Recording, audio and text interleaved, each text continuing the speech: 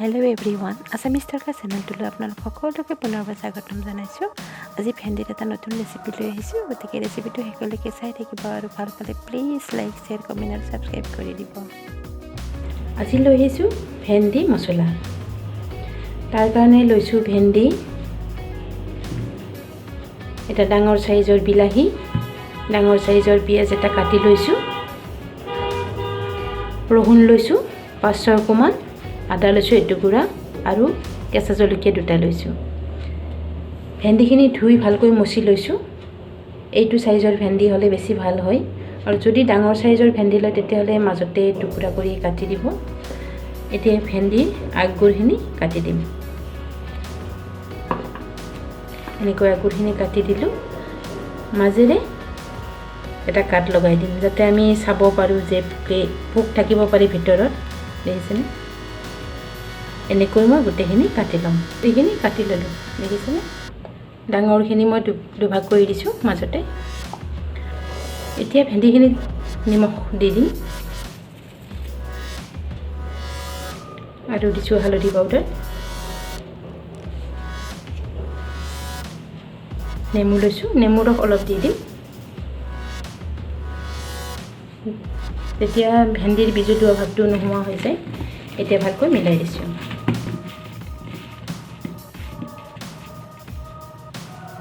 এতিয়া এইটো চাইড কৰি থৈছোঁ। এতিয়া বিলাহীটো কাটি ল'ম।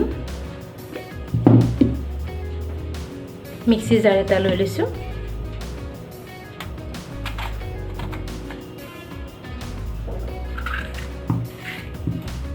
দেখিছে? পিঁয়াজৰ বাহিৰে বাকী থকা মছলাখিনি দি দিছোঁ। ৰহুনখিনি দি দিলোঁ, জলকীয়া 2টা দি দিছোঁ, আদাখিনি অলপ সৰু কৰি দিম।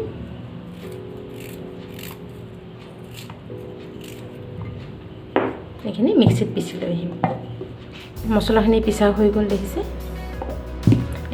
গেছটো জ্বলাই পেন এখন উঠাই দিছোঁ। এয়া বেচন লৈছোঁ, বেচন 2 চামুচ ভাজি ল'ম, শুকানকৈ ভাজি ল'ম।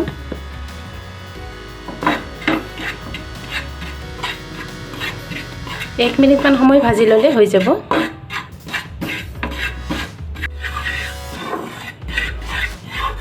বেচনখিনি ভজা হৈ গ'ল, নমাই দিছোঁ বেচনখিনি। কেৰাহী এখন উঠাই দিছোঁ, তাতে মিঠাতেল দি দিম।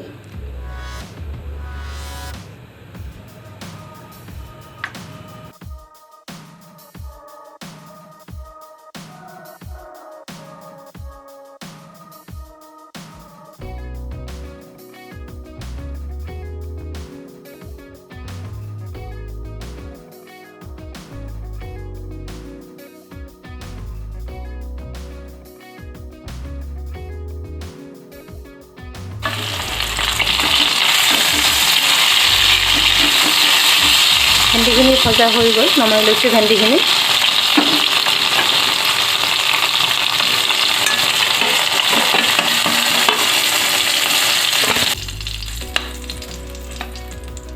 এতিয়া সেইখিনি তেলতে জিৰা লৈছোঁ, গোটা জিৰা দি দিছোঁ, কাটি লোৱা পিঁয়াজখিনি দি দিছোঁ।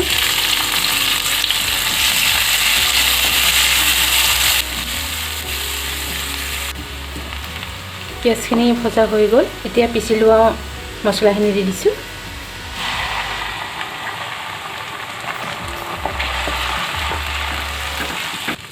মছলাখিনি 2 মিনিটমান সময় ভাজি ল'ম। মছলাখিনি 2 মিনিট সময় ভাজি ল'লোঁ। এতিয়া শুকান মছলাখিনি এড কৰি দিম। দি দিছোঁ হালধি, ধনিয়া গুড়ি, জিৰা গুড়ি,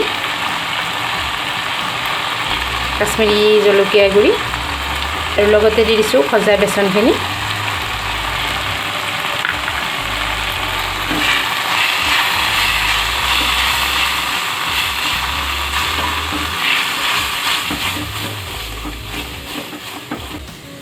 এতিয়া পানী এড কৰি দিম যাতে মছলাখিনি জ্বলি নাযায়।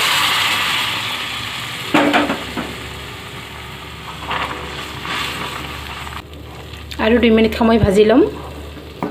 আৰু 2 মিনিট সময় মই ভাজি ল'লোঁ। সোৱাদ অনুসৰি নিমখ দি দিছোঁ। এতিয়া ভাজি লোৱা ভেন্দিখিনি দি দিছোঁ।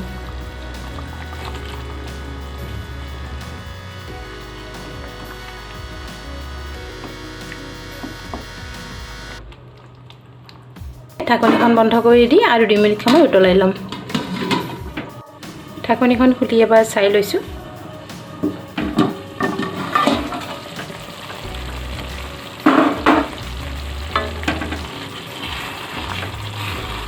দেখিছে চব্জি হৈয়ে গৈছে। এতিয়া শেষত গৰম মছলা অলপ দি দিছোঁ।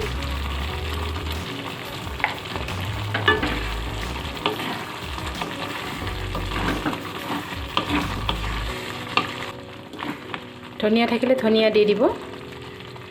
এতিয়া মই গেছটো বন্ধ কৰি চব্জিখন নমাই ল'ম। এয়া ভেন্দি চব্জি আমাৰ ৰেডি হৈ গ'ল। খুব সোৱাদ হয় এনেকৈ বনাই খালে। দেখিছেনে গ্ৰেভিখিনি কিমান ধুনীয়া হৈছে। এনেকৈ বনাই খাব আপোনালোকৰ ঘৰত। আৰু যদি ৰেচিপিটো ভাল পায় তেতিয়াহ'লে লাইক কৰিব, শ্বেয়াৰ, কমেণ্ট আৰু ছাবস্ক্ৰাইব কৰিব। লগতে থকা বেল আইকনটো প্ৰেছ কৰি দিব। ধন্যবাদ।